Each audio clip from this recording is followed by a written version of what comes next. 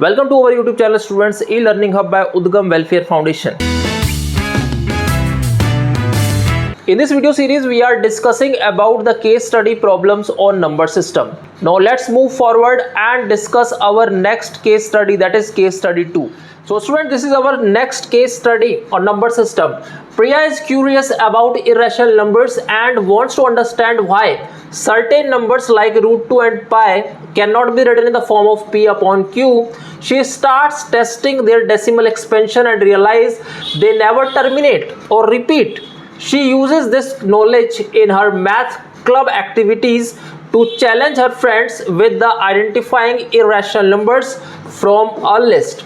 Now on the basis of this case study, we are going to discuss few MCQ which is going to enhance your concept on number system.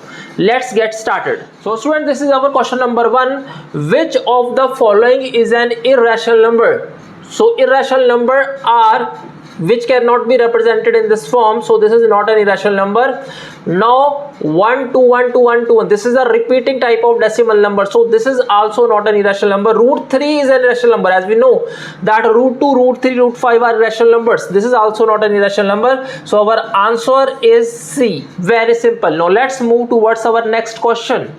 So this is our next question. What is the nature of the decimal expansion of 22 by 7, which is also known as pi?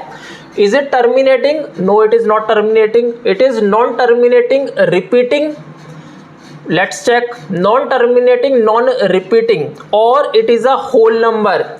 So you can just pause your video and answer this question.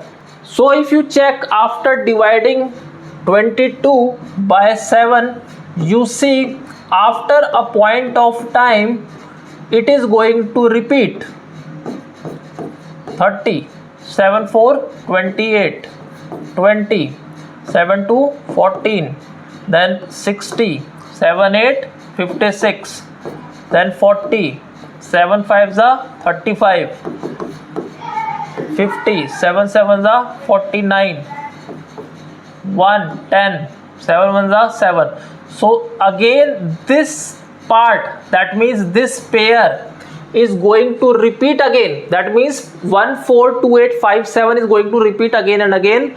That means it is non-terminating but repeating. So this is our answer. Answer is B. Very simple. Now let's move towards our question number 3. Question number 3 states which statement is true. All rational numbers are integers. All irrational numbers are real numbers. All real numbers are irrational. All integers are irrational. So this is not possible. All real numbers are also not irrational. All irrational numbers are real number, because real number are big numbers.